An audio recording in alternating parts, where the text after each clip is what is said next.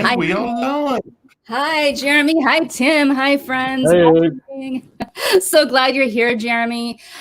Just so our friends know. Hi, Tim. Hi, friends. Hey. So glad you're here, Jeremy. Just so our friends know. Tim. Hi, friends. Hey. We've got echo. We got echo. What's happening? We are live and we have echo. Yeah, big time. We've got echo. Either that or Christine's been trying to. We are live and we have echo. Yeah, big time. Either that or Christine's been trying to. We are live and we have echo. Yeah. Does somebody need to wear headphones? I got headphones on. We are live and we have echo. Let's try taking the headphones off. I got headphones on. Could you take the headphones off and see if that works? Can you talk directly into your, okay. Okay, it has something to do with the headphones.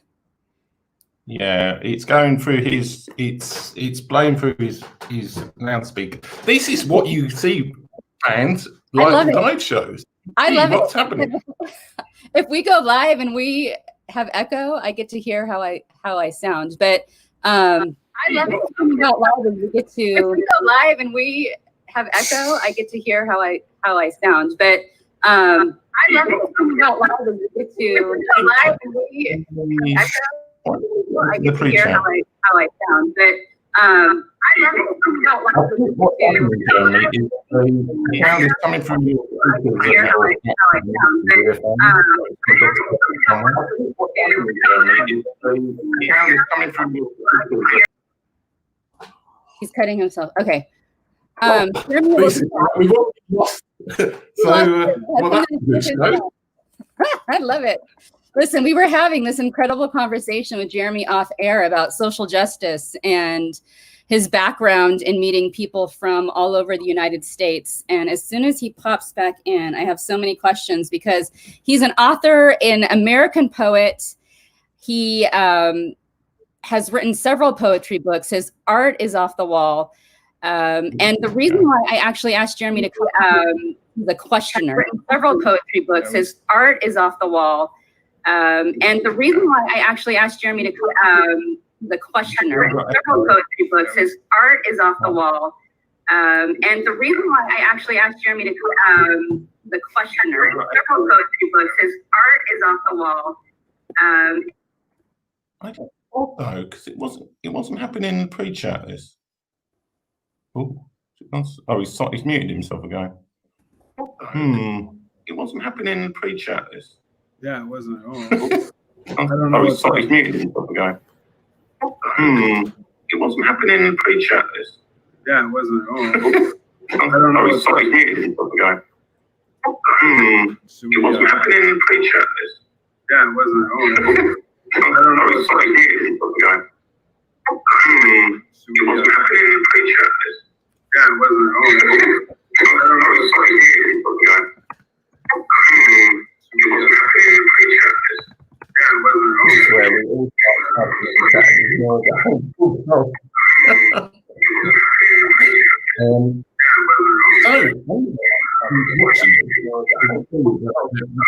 this is what happens when you have country.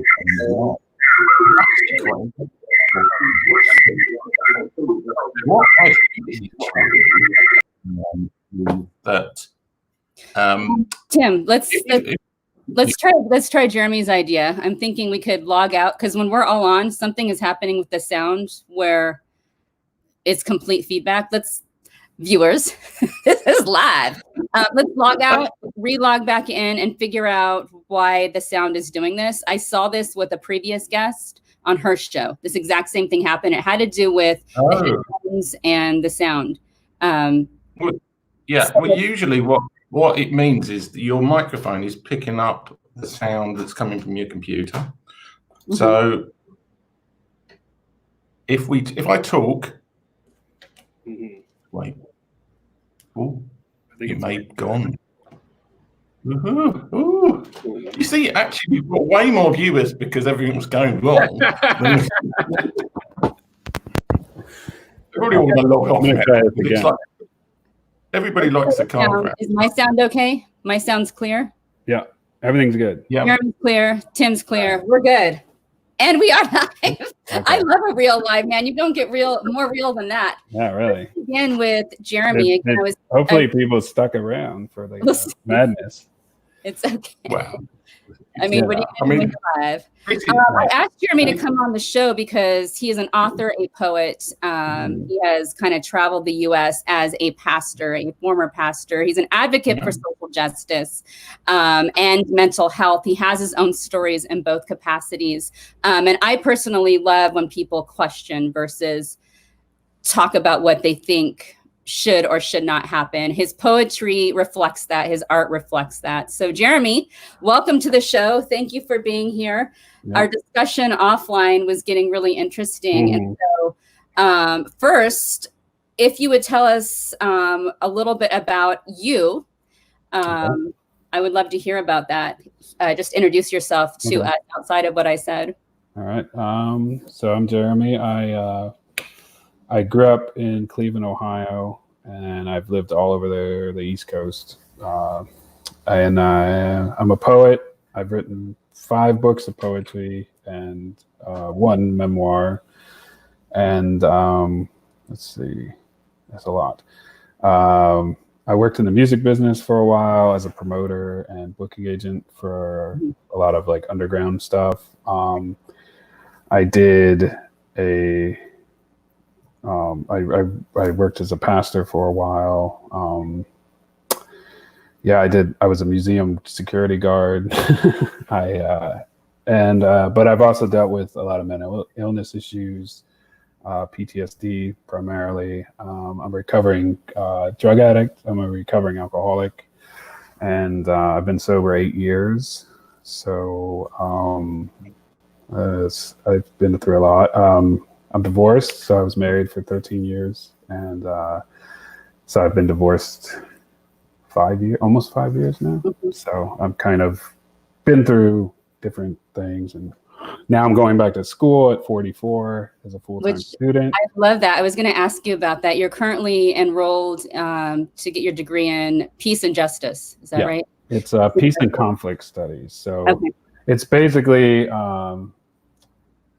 conflict resolution specialty. So, which could be, justice oriented or, office oriented, like dealing with conflict. So a lot of HR professionals take it, but my personal thing is like there's an aspect to it called instead of conflict resolution, it's conflict transformation. So that's kind of the part that I really respond to, which is instead of just resolving the problems, it's, uprooting them and starting over. So where like things like the defund the police and stuff that people talk about is kind of what that is like stripping everything down and restarting it from finding a way to do that that's peaceful and justice oriented, but also like tangible to do. So it's a fairly new degree program. Like not many schools have it yet. So I'm actually in a community college now, and I'm transferring to Kent State University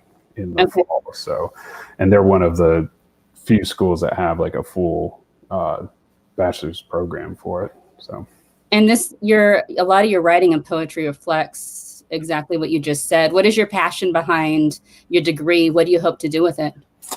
Well, it's funny. When I started, so I was working a terrible job at the museum I was at. It was just, I loved working in an art museum, but the department I was in was run terribly, and I was just really unhappy. And I was making like $10 an hour, and I was just not, I felt, at 40, I'm not making much of my life.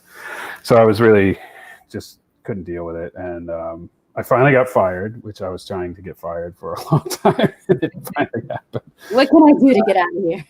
Yeah, like I just, I was there for 2 years, and I just couldn't take it anymore. And there's a lot about museum culture that is really eye-opening about like race and justice and pay equality and things like that I didn't think about going to a museum, but I was like, oh wow, like this is rich people like really run this place and poor people do all the hard work. So anyway, so when I got fired, a friend of mine got me a job like right away at a warehouse. So I went from one 10-hour job to another, and I was like, man, this is like, I can't I just can't do this anymore. So I just went online and saw that they had this program at the community college, and I was like, oh, I think I'm going to go back to school. And then I found out, because I was so poor, that they would give me a lot of money to go back to school. So I was like, oh, I like that. And it was actually more than I made. It worked out. So I was like, I'll just go back to school. So I went for this justice program or the conflict resolution program, and it was great. And it was going to take like a year. But then while I was in it, I was like, you know what? I want to get my bachelor's degree eventually. So I switched to become like a humanities major, like pretty general, to get into another school. And then that kind of didn't work out because I had an injury. I got a concussion, so I missed a semester. And then the professor that I had for the conflict resolution program kind of reminded me that I had one class left. I was like, oh, I'll just do that. And I had applied to all these schools because I had like a really good grade point average, and I didn't get into any of them. And then COVID happened. So it was like a lot of schools were like, yeah, it's not going to happen. Yeah. And, but Kent State got me in. So I was like, and they gave me like tons of money and So I was like, oh, I'll just finish that there. So it wasn't necessarily my goal, but then I was like, I'm almost done with it. So I'm going to get my bachelor's. And then my long-term goal is to get my master's degree in probably creative writing.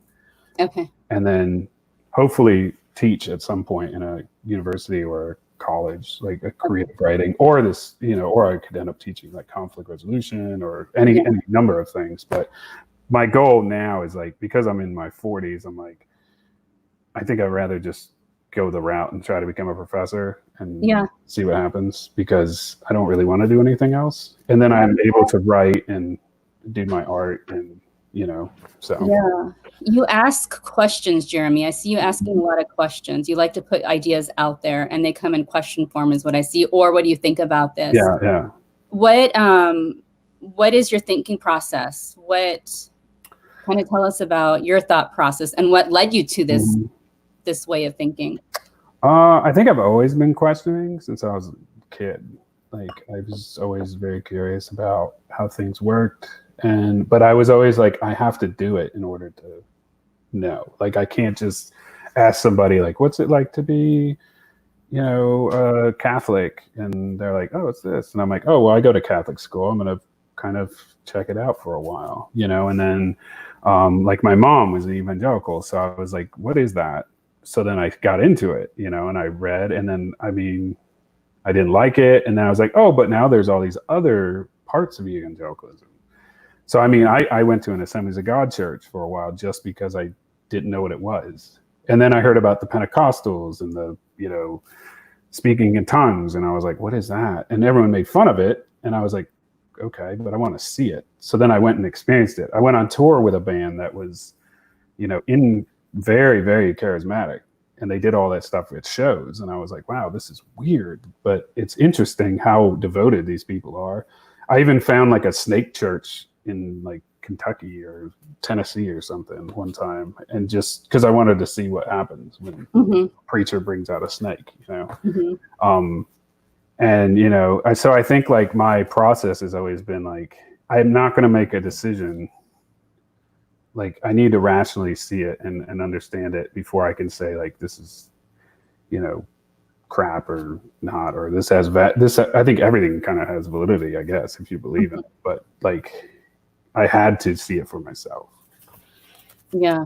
We had an interesting discussion again offline about some of the people who may have influenced you in your early years. And you're continuously growing. So to get to the you are now, but in your early years, you had a history with people like Tony Campolo and some other names. How did they influence you, and perhaps vice versa? I think Tony, for one, if I would talk about him specifically, he was very influential in just making me understand that there is this Christian social justice thing, which I would never have thought existed. Like, I just I would have assumed that that's not real because of what I was seeing from Christians. So I was like, that's not something that I would be at all interested in. And what I really learned from Tony, one was sociology, which it's not as exciting of a thing to learn, but I was fascinated in that. And he thought that I was a great sociologist because that's, basically I just wanted to study people, because I was like, why are people this way? Why is this? He taught me a lot about the city of Philadelphia, which was where I had moved. So, and how, justice works and how the system works and how race and all these different aspects. And then he kind of was able, because it was a Christian college, to tie, Jesus into that, and like the whole red letter Christian thing, and which I never was, it's weird because I was part of like a lot of these movements, but I was never a part of a lot of these. Like I was always like on the outskirts looking in. I was I think that's why I got into journalism for a while, because of that, because I was like, I like the idea of embedding in something and seeing what it is, and then being able to either tell the story or at least get information from the story. So, Jeremy, can you tell, because we have a lot of viewers who are outside the US, and this is where it gets interesting. Can you explain to us what red letter Christian is, and kind of what we're even talking about? Because people outside the US are going, okay, what the heck? What is red letter Christian? What are they talking about? Well, I think like with Campolo, what was interesting with Campolo is that he actually, he was very involved in like politics. So, he was advisors to President Clinton. He was very, actually within the UK, he was very instrumental in peace talks between Northern Ireland and the UK. Like in the entire, the Troubles and everything. He was very involved as a outside kind of influence to like bring peace to that. So I remember that was something of interest when I first met him. I think the red letter Christian thing is mainly just like they kind of see they take the gospel of Christ very like literally in the love aspect. Like we really are only focused on these words of Jesus. And if we're going to debate about everything else in the Bible, that's fine. But this is what's important, what he said. Now, for me, I didn't really need that, but I get what people were saying.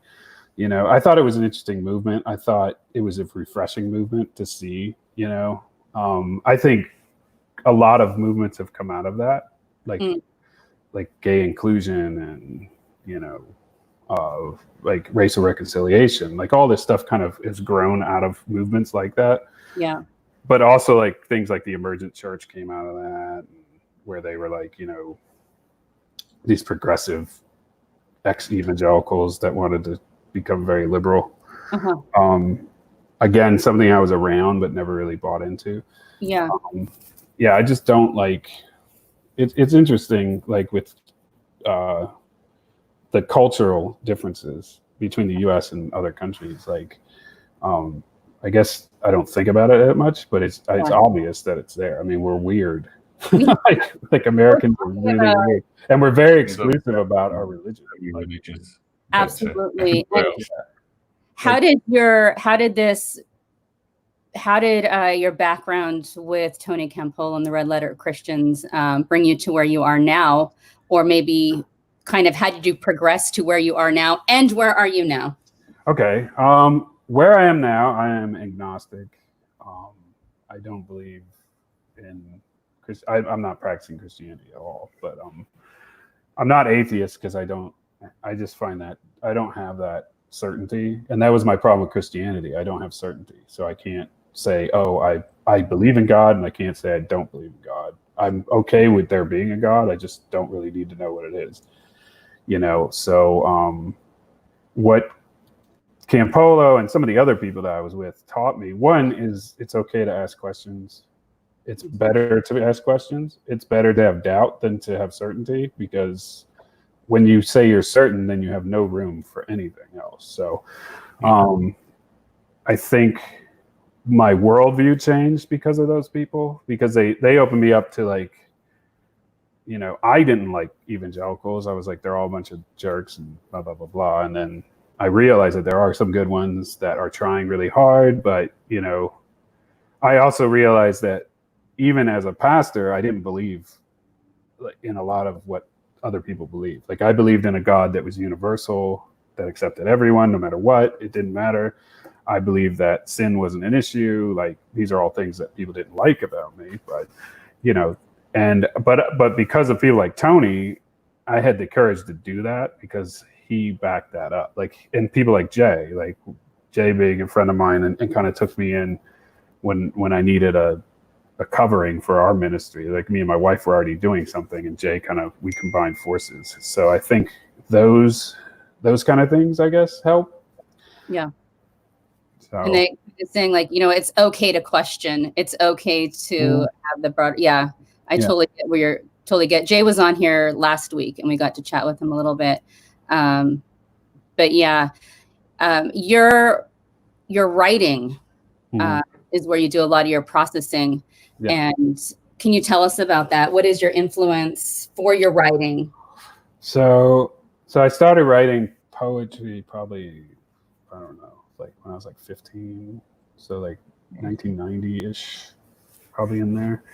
And, it was like crappy, like love poems and, just garbage stuff. And then I was also playing in bands. So I was not good at guitar, and I wrote like the same chords for every song. So I was like, well, I guess I'm the singer now, or the yeller in that case.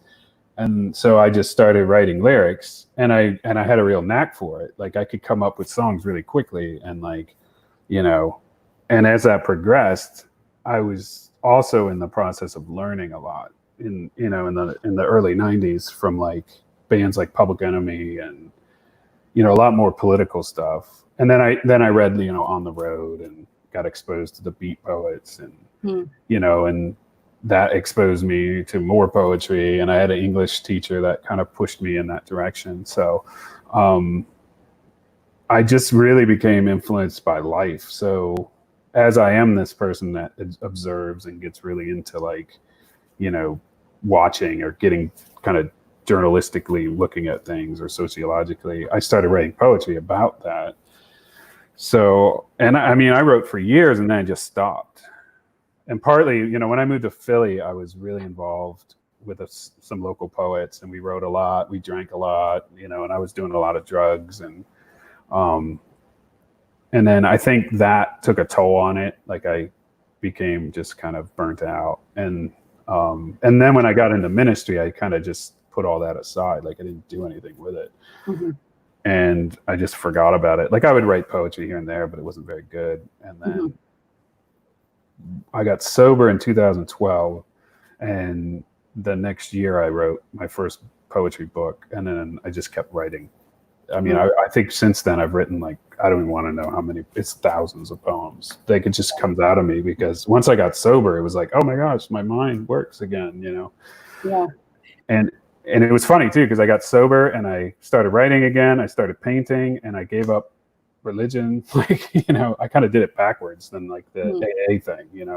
It's like the higher power kind of went. I was like, get out of here, because that's what's holding me back. So, but as far as influence, I'm really just influenced. I'm influenced by a lot of music. I think that was the initial, like Bob Dylan, Leonard Cohen, like those were the people that really. And then like hip hop artists and stuff, because I wasn't a strong reader when I was young. Like, I had really problems with reading, and then I became this but I was a music nerd. Like, I was way into music. I still am. Yeah. And so like the early folk music and blues and hip hop and punk rock were really influential as far as like the poetry side of things, because I think they're very connected. I think you've told some stories about growing up in poor neighborhoods. If I remember correctly, I think maybe I've read it in your poetry. Can you tell us a little bit about that briefly? Yeah, I think it's coming more. I never thought that much of it until I was older, because when I was young, that's where I lived, So like, my parents, I was born in kind of a rural area outside of Akron, Ohio. And then my parents divorced, and then my mom remarried, and we moved to Cleveland, and it was a suburb right outside of Cleveland, a very poor kind of mixed race suburb. And it was a suburb where at one point it was mostly white, I guess, but then as Cleveland declined, black families were moving into this area to get better schools, and the white people left. So, but my family was poor, and that was a place that they could afford a house. So we moved in. And from the time I was like 9, it's like both my neighbors were black on both sides of my house. Like all my friends were, my best friend was Indian. His parents, he was first generation. His parents were from England and India. And so I had this multicultural like thing. So I had the, black friends and Hispanic friends, and, and the Indian culture was really interesting for me because a lot of my friends weren't exposed to that. And so I think growing up that way, I didn't really think a lot about it, but I saw a lot of the things that people talk about. It's like people are now more aware, I guess, because I didn't realize how until I got to college and after how white people grew up, like how separate people were. Because I didn't go to those areas really because I didn't have rich friends, or I didn't have friends that were kind of separated from that. So I think like for me it was interesting because I saw racism early and I knew what it was, and like I had parents of my friends tell me about things like that, like this is what happens to black people in America, and and then like I'd be out with my friend Amon and his dad, who wore a turban and was like didn't speak hardly any English. Mm-hmm. And, like the first Iraq war was going on and people were like calling him a terrorist, and I was like, the guy's from India, like the hell's wrong with you? I remember being at a Browns football game, a Cleveland Browns game, and people started throwing stuff at my friend's dad and we're like, you're a terrorist, and he doesn't speak English, and they're all yelling and throwing stuff, and he thinks it's like part of the game. So he's like, haha, like laughing. And then I'm like a young guy and they start, and I know what's going on. So I'm trying to like fight these guys. Mm-hmm. Meanwhile, his little brother's there who's like 6 or 7, doesn't know it. So the security had to like get us out of the stadium. And I'll never forget it because I was like, these ignorant people don't even know who he is. They don't even know his religion because they were like, you Hindu, blah, blah, blah. And I'm like, he's Sikh, he's not Hindu. Like he's a different sect of everything. Like, and he's not Iraqi, like it was that kind of ignorance.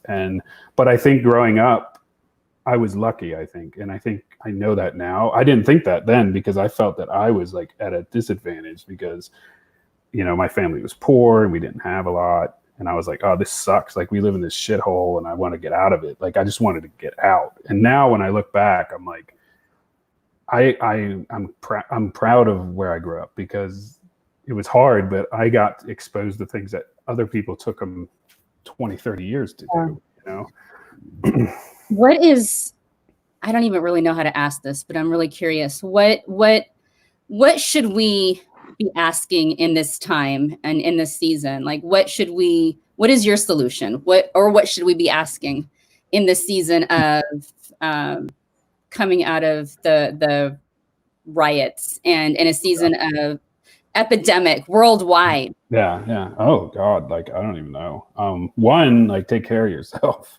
Yeah. Like if you need therapy, get it. Like talk to people, talk your feelings out. Don't react, I think is a big thing. Like don't just react, like respond, but don't react.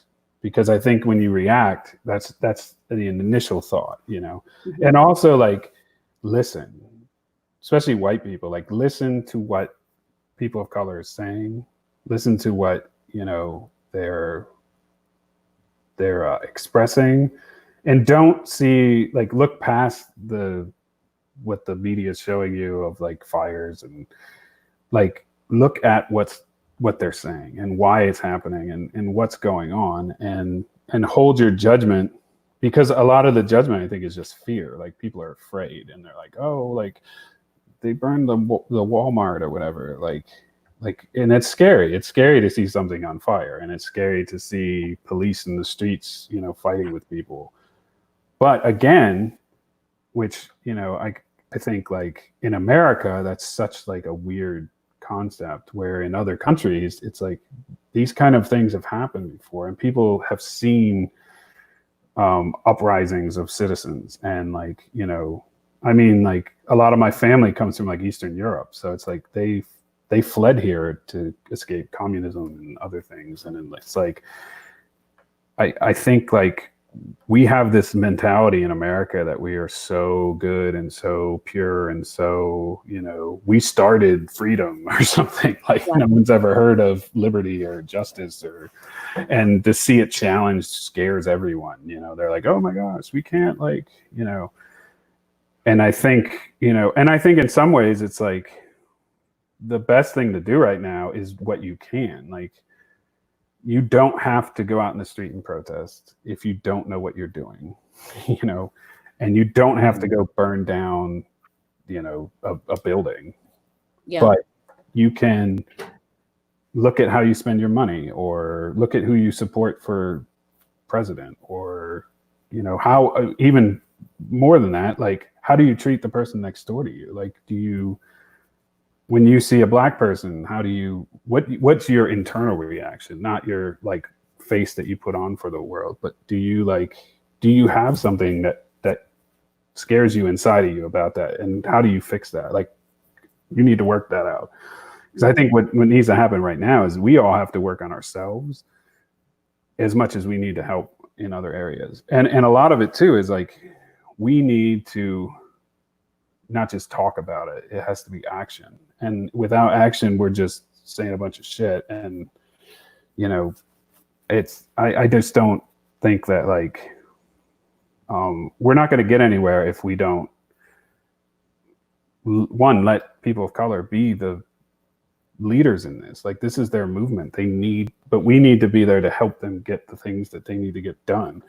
Because obviously they haven't had that, you know, they haven't had the advocacy that they need, but it's not our fight to like stand in front of them and be like, you guys, here, this is how we get it done. You know, like, I don't think I have that answer. Yeah. Yeah. You have a background again in pastoral and social justice and mental health, and you kind of done it all. At some point, can groups who don't get along gather at the table and listen? I mean, how does that happen? I think it's possible. I think there's always going to be people that don't. I mean, you're always going to have the hard line that says, you know, we're not going to work together.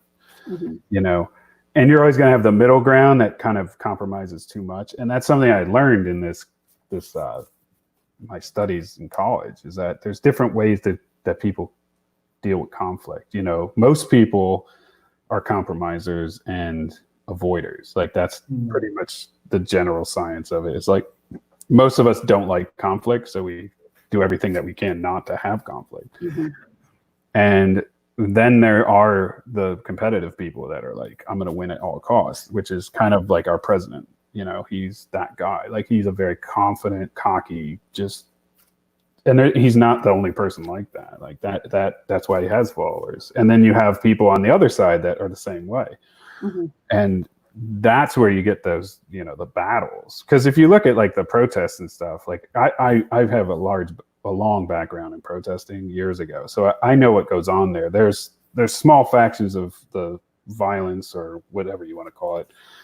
I don't even consider it really violent. It's just, you know, it's tension. It's whatever. But the majority of it is very, very peaceful. Very, most people are just there because they're frustrated and they want to say something. So I think like you can get people together, but it's ego. Like, the human ego you have to be able to put your ego aside and say, you know what, I'm probably wrong. Not just I might be wrong, like, I'm probably wrong, and I need to accept that and then go forward. And until we can do that, you know, we're not going to get anywhere, because, you know, I feel like I have, like I said, I grew up in a certain way, so I have a little more understanding, but I can't say that I understand what it's like to be a black person. I can't even say that I have the answers to racism, because I still have to deal with my own. Yeah. You know, I still have to deal with like these feelings that come forward that I'm like, where did that come from? Yeah. You know, not just in race, but just in, you know, judging people. Like, why do I think that? Like, I don't know why. Like, did I learn that from a movie? Like, where did I learn this? All of a sudden, I'm angry about something. You know, like it just doesn't make sense. But like, so I don't know. Like, but I think it's possible. Mm-hmm. Have you seen it happen? Have you sat at the table and had these conversations that need to happen? I've seen it on small scale. Like I've seen, I've seen things happen that where you see kind of this harmony that doesn't always happen. You know, like, well, like the roommate I was talking about earlier. You know, he was a black man from England who came to America with a very, you know, one-sided view of what Americans were like. And I was very different than that view. And we clashed for a while. And by the end of it, we were friends because we were able to be like, you know, we had it out. I mean, we weren't nice to each other. I mean, we were face to face and like yelling at each other. And he, at one point, you know, really attacked me like personally with like things in my own life that I felt was unfair. And then of course I was like, I'm going to get you back. And then by the end of it, you know, I think we realized that we wanted the same things. Like we both wanted to see like harmony between race. Like we wanted equality. We wanted poor people to come up, you know, we wanted people to share their wealth. And that was basically our big thing. So we finally got it out, which I think is an important, these demonstrations and that's the eruption that needs to happen. And then from that is where you find, because you can't come to the table with all that anger. Yeah. Because it's just you're going to kill each other. Yeah. So if you come to the table with, you've let it out and you've seen it already. I mean, all that stuff is dying down. And it's not because the police are doing a better job or anything. It's like people got the anger, the initial anger is out. Now they're like, okay, how do we made the statement that they're listening, you know? I mean, in Minnesota, they took over a police station. You know, they took a police station. Like people, a lot of people were horrified by that. I was like, that's amazing. Like the citizens didn't fire a single shot and got armed police to leave, and they took a police station. And that got people to listen. And that's what it was about.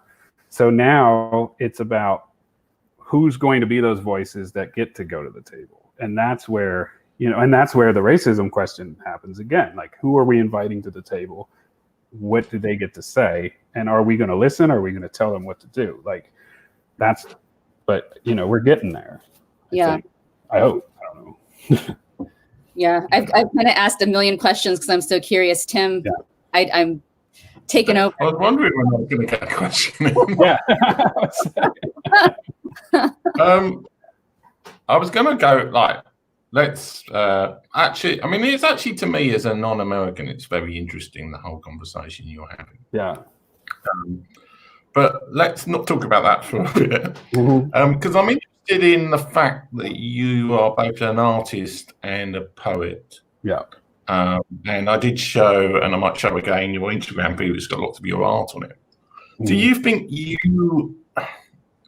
do you release different parts of your creative mind in the art as opposed to the poetry?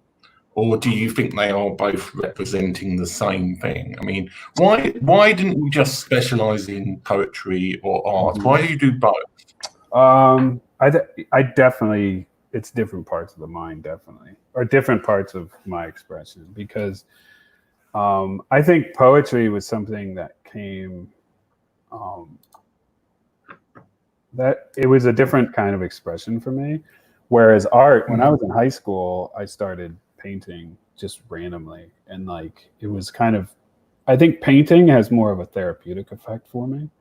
Like I'm much more, it's much more of the mental illness side of me, like coming out, like being able to express like, this is what's happening in my head.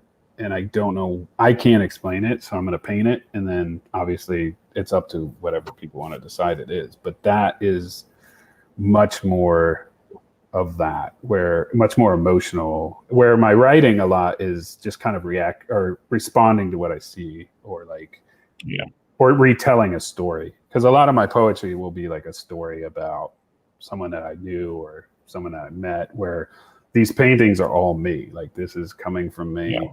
And I wouldn't necessarily say they're all deeply personal, because I am also an artist with my writing or my work. Once it's out of me, it's out. Like, someone could buy it and I don't care. Like, I don't have any sentimental value to it. But which I used to think was really weird until I read other artists. Like, I think Charles Bukowski was like that. Like, he was like, once I wrote it, it's written. Or in some of, like, a lot of singers and songwriters are like that. They're like, I don't know, the song, I wrote the song. Like, it was about a girl that I knew. I don't even remember her name now. So yeah, like, it's definitely two different worlds. And I think sometimes they intersect, because I'll do like a political painting because something, you know, but I try not to, because I think if it doesn't come naturally, then I don't like it. Like, it just has to come out of me. So. Yeah. And have you experimented with like sculpture or anything else, or do you think you're just going to restrict yourself to poetry and art, sort of painting art, I suppose? I have done some like kind of a semblance work where I take like different pieces and put them together and make these weird sculptures. I think the painting for me was like, it's easier. Like, it was just stuff that I had around. I like doing collage work, so I do collages. I don't think I have the patience for like actual sculpting. I think that's part of it. Like, I'm very impatient when it comes to like I work super fast. Like, I wrote most of my books that, you know, it's just compiling poetry, but a lot of the poetry I wrote was like within like a few months, like, because I'm just like, when I want to do it, I'm like, I gotta do it. And stuff like sculpting and like a lot of carving and stuff like that takes real precise, you know, you have to be really patient, and like, I'm bad at that. That's why I can cook, but I can't bake, because I can't follow directions. You know, I just throw shit in a pot and like, oh, it's, you know, it's good. So even with music, that was my problem, is like, I probably could have been a pretty decent singer-songwriter, but I didn't like practicing. Like, I wasn't good at guitar, and I was like, I don't want to do this anymore, but I'm good at writing the lyrics, so I'll just do that. You know, that's just so. And when I was younger, it was like, I had teachers and people like, oh, you're lazy. And I was like, I'm not lazy. I'm putting out like tons of work, you know, but it took me a while to realize that it wasn't lazy. It's just, I'm not that person. I'm not that competitive, like with myself person, where it's like, I have to get better. I'm like, I don't know if I'm any good anyway. Like, I don't really do it because I think I'm good. I do it because it's my expression. Enjoy. Yeah. How many books have you put out now? There are 6. Originally there's 6 that I put out. There was the first book I wrote was called My Beautiful Mess, which was a memoir of kind of my Christian walk, which I wrote way too young, and it was just, I didn't particularly like it. I recently redid it with a new intro and a new kind of afterword that kind of explains, like, I'm not a Christian anymore, but there's parts of this book that I think are important. And you can get that on Amazon. You can get all my books. And then I wrote, I wrote 3 books. One was called Sidewalk Stories and Other Poems. One was called Rock and Roll Tiger. And one was called Love Letters to Broken Lovers. And they were small, like chapbook kind of poetry books. And they were put out, I put those out like from 2013 to 2015, like in that time span. And then recently I wrote this is my latest book. So I took the first 3 poetry books, they're in here. I redid them and put them in here with another unreleased book and then a bunch of new stuff. So you can get this on Amazon. Very cool. Will you read? And then I also did this one. So this is called The Heart is a Tree Cut Down. And this was kind of the newest bunch of poems that I wrote. Like, I think I did this in 2018. Yeah. So. Will you read a sample or two of your poetry to us? Oh, sure. Yeah, I could probably do that. I'm trying to find. It's so funny because I haven't done any readings. I had a bunch of readings coming up, and then COVID kind of took that out. Got rid of that. Yeah, and art shows. I was just starting to get traction as like an artist, like exhibiting, and but it's funny because I would read. I remember I people were like, "Can you read stuff?" And I'm like, "Okay," and then I'm like, I have to find the poem that makes, because a lot of my stuff is really weird or extremely vulgar, and I'm like, "Whoa, all right." So Wow, yeah, it's funny. I had to read at a. Somebody asked me to open for them at some poetry thing, and it was like a Christian event, and I was like, "Uh-oh." And I was like, "Oh, I have some clean stuff," and it turned out not to be. But I thought it was clean, and I was like, "Oh wait, they want like really." Yeah. Okay, let me see. What I appreciate about your poetry is it's so real, raw. It's raw. It's very raw, and I appreciate that because you're getting to the heart of, through poetry, the heart of important matters, or just matters of the heart. Yeah. And I try not to, which my editors, which I end up having to edit my own stuff because editors hate me because I don't care about like, I'm not a grammar person, and I'm not even like, I just write. Like it's there, and then, whatever happens. And if they don't like it, that's, All right, I'm going to read, let's see. I'll read this one. So I put out an album too in last year, and this is on that album.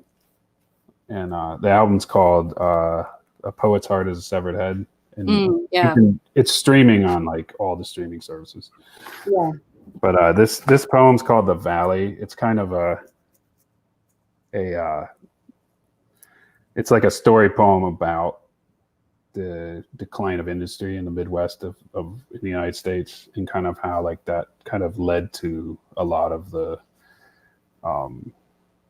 just economic disasters that happened in Cleveland and Detroit and cities like that. So this is called The Valley. Archetypes emasculate time-honored hope, spitting corrosive venom hot. The rusted towers of industry weep, layoffs, payoffs, and fuck off. Smokestack silence louder than bombs. Unionized unemployment strengthens. Glory days pass down like mythology, a Springsteen blue-collar lullaby. Gentrified curses terrorize generations. Corporate blight covers gritty truth, slipping Mickeys to consumers, taking advantage of market values. Bleeding the poor dry and abandoned. Worker bees die sickly young. Pensions promised broken busted. Families shattered as factory windows. Prisons provides needed benefits. Street hustle with free tuition. Felony fathers fall victim to time. Class war ended, atom bomb. The divide is steep and vast. The shadow of the valley of death. A suit, a cigar, and a smile. We shall fear their evil. Yeah, so basically I wrote that because living in Cleveland and in some of the other cities I lived in, you would often, when I was growing up, like you would just drive by these enormous factories that were just gone. Mm-hmm. You'd hear these stories of your parents and like my grandparents, how they had these great jobs and the unions were so strong. And then, by the time I was old enough, none of those jobs existed anymore, and just kind of how like the corporate kind of giant just decimated poor people, because they didn't have the strength of the unions anymore. They didn't have those things. So that's kind of what that was about. Mm-hmm. Mm-hmm. Yeah. I mean, it's funny. I mean, I'm not a great poetry fanatic, he says, but I remember at school that this does show a bit of my age, but there was an awful lot of First World War poets, and it kind of reminds me a bit of that sort of people where they're expressing not the negativity, but the kind of the reality of the situation. It's quite hard to do in any other media apart from poetry in a way. I mean, song obviously, but I'm not sure necessarily people would want to listen to a song about the situation in Cleveland's factories in the 1980s or whatever. Yeah. So, yeah. Yeah, I'm definitely influenced by that era.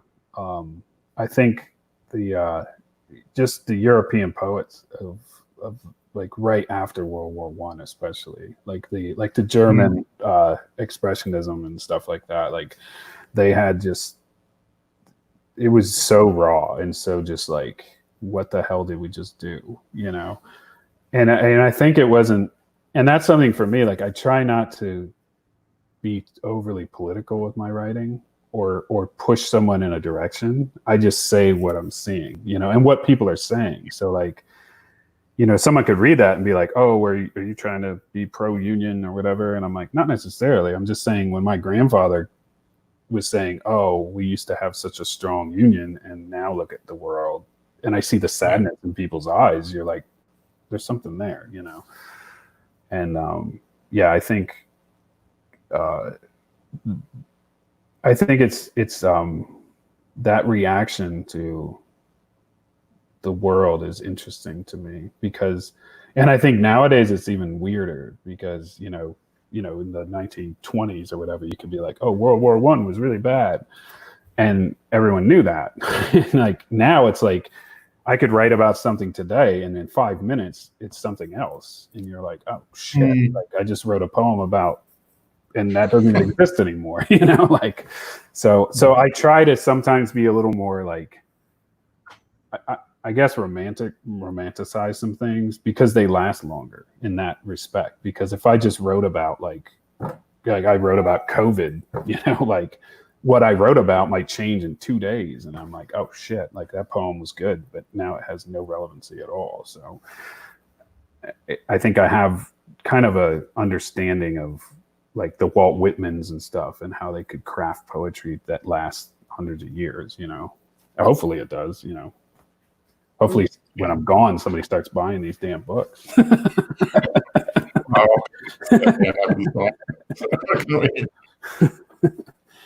That's funny. Have you got another question, Christian? Because I've got a question. Yeah, I want you to ask. You go ahead, Tim. Going back again onto another topic, and we talked a bit to James Baker about this last week, but you're a recovering drug addict and a recovering alcoholic. What were the points in your life that made you make that change from being like in a mess in those addiction situations to not being? Okay. What happened in your mind to kind of dry you out, so to speak, in both? If you don't mind, I mean, if you obviously don't have to answer. Oh yeah, it's a good question, and it's two different questions because drug addiction and my alcoholism are very different in a lot of ways. Because I think the drug addiction, the one thing I'll tell people is like, because I was an opiate addict, like heroin addict, for a number of years. And I will say that there's really no denial in that. Like, you know, when you're a dope addict, like it's pretty much it's there. And I wasn't like, you know, I think people have this concept, like, or this idea of a heroin addict is like the, you know, the guy on the street that's like, you know, Sid Vicious or something, like just like a total wacko mess. And it's like I was very good at hiding it. But it consumed me, you know, and I knew it. I was like, I'm an addict, like, and I tried to get clean. So I was constantly in a state of like trying and then fucking up and then, you know, those things. So when I got clean finally, and it was like, I got married and that helped, you know, I got married and I was like, I don't want to keep doing this. Like, I just don't. And I slowly got better, you know, but the drinking had been part of my life since I was like 11 years old. So it was so normal that by the time I was done with drugs, I was like drinking a lot.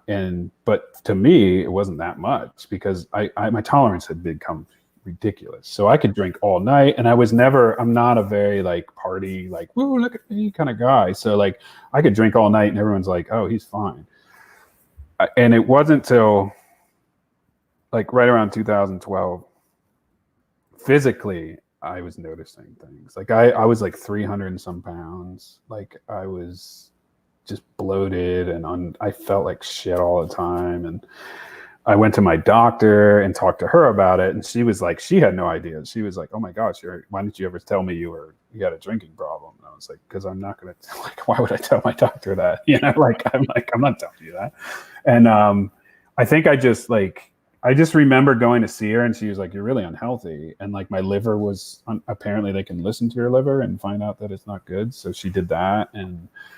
And one night I got home from the bar and I just looked in the mirror and I just looked terrible. I mean, just awful. And I was like, there's something wrong with me. Like, cause I'm drinking, I drank every day for 20 years.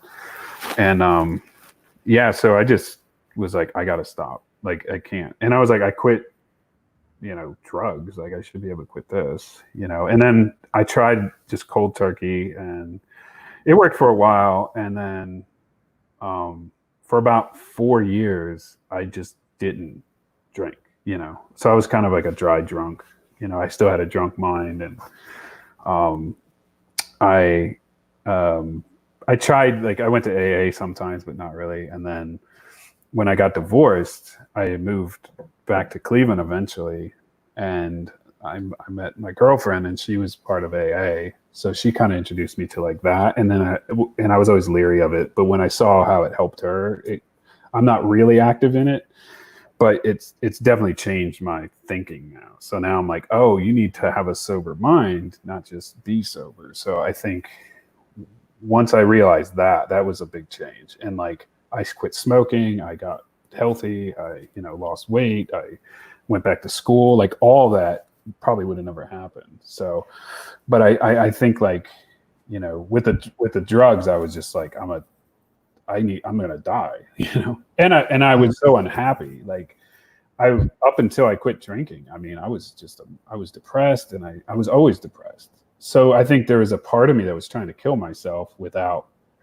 doing it, just slowly kill yourself. Like if you die because you drank, that's fine. Like just slowly let yourself go, And I think I got to a point where it was like I realized that was happening. Like I was like, I'm going to die if I don't stop. So that's kind of what was the catalyst to really get me to stop.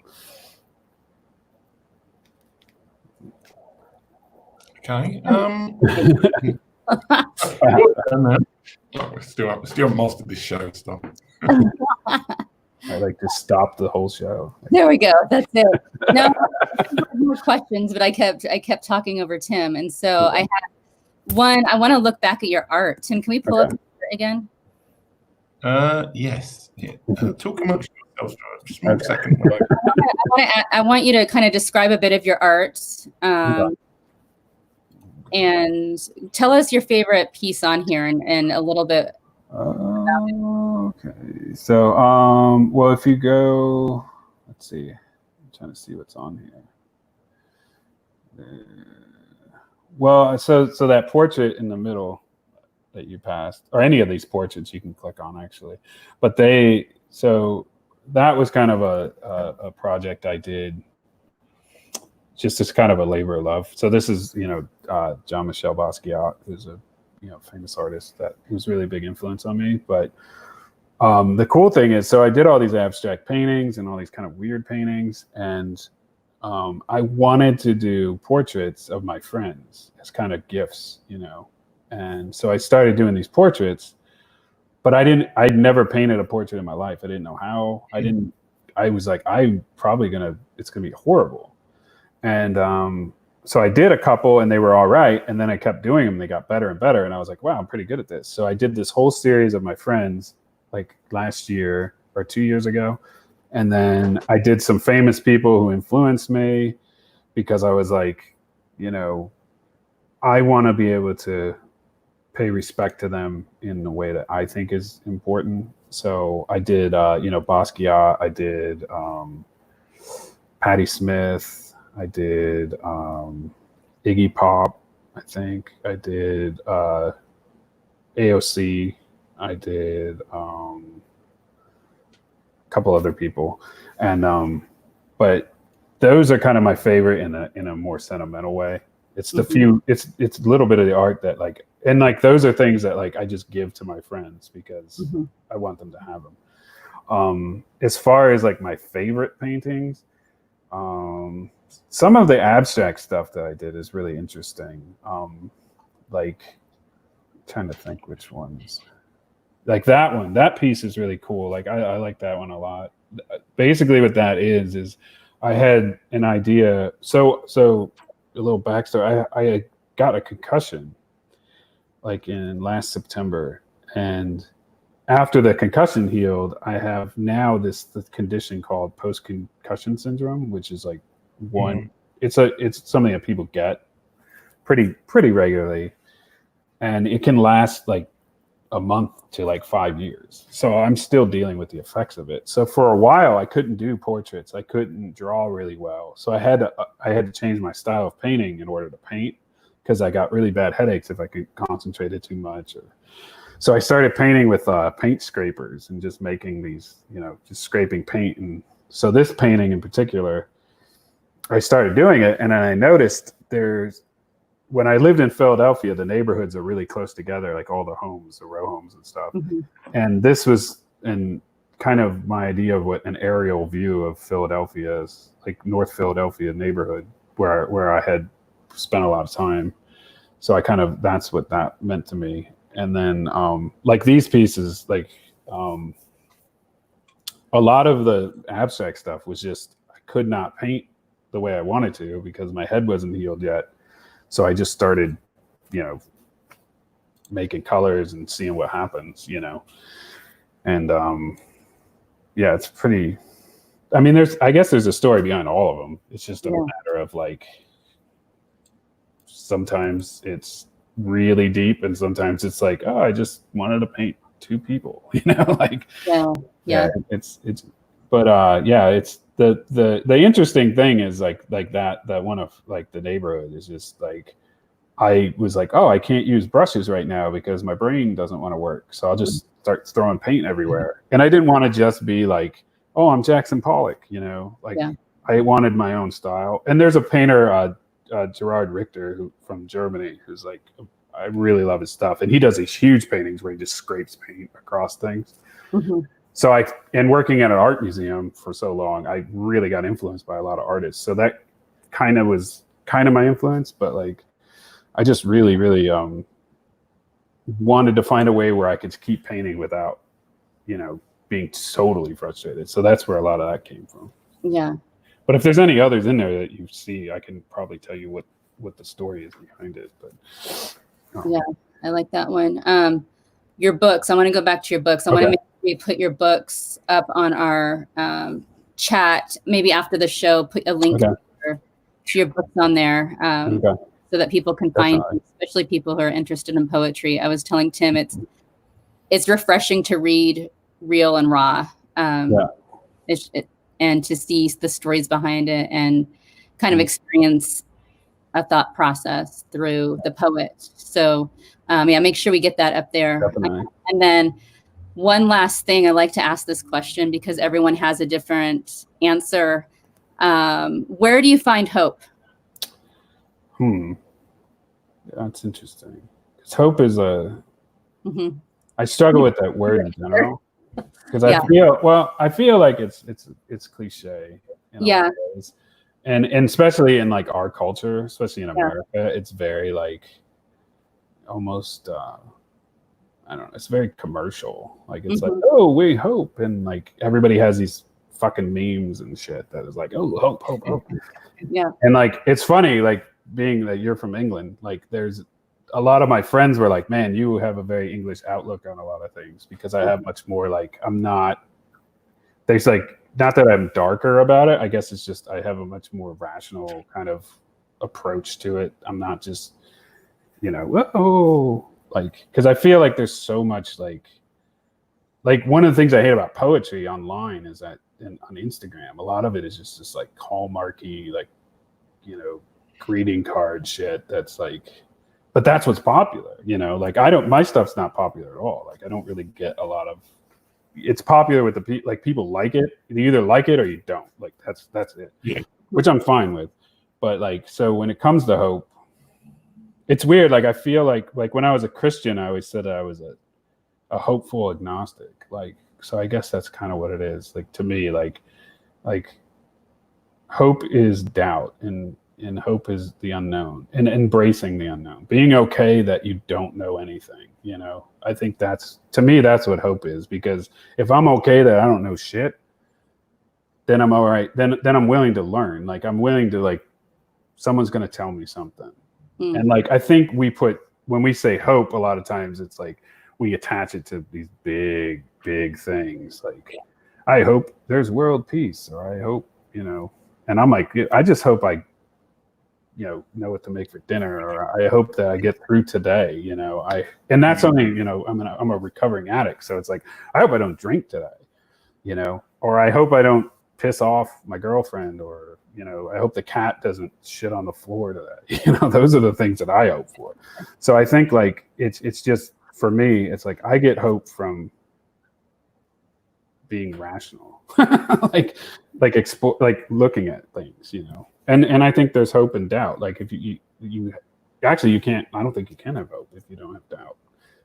Like it's weird for someone that says I'm certain of something and then says I hope, like, well, then you're not. So Yeah. just, you know, but yeah, so I guess that's my answer, if that is an answer. I don't know.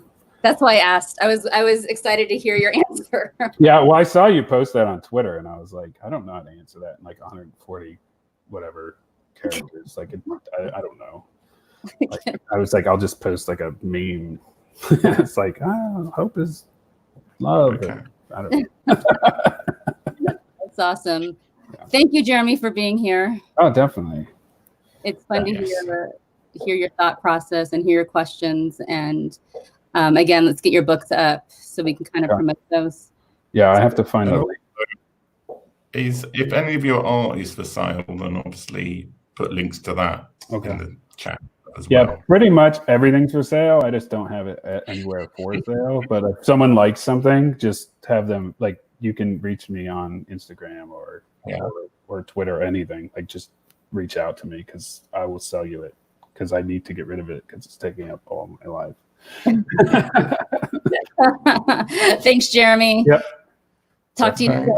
Thank you, Tim, for stopping in. We had a friend, Tim Sohn, stop in, and everyone else who watched. Thank you. We will see you on Thursday. Bye. Oh, and a shout out to Ritch, who is a really awesome band from Ohio and New York and Indiana. They're a crazy, funny black metal band. Oh, awesome. What is their name again? I can see the top. It's Witch Taint, which is slightly offensive. Okay. But there's a comedian, Dave Hill, who is actually in this band, and he's from my area. But yeah, so you guys should listen to them. All right. Good stuff. Thanks, Jeremy. Yep.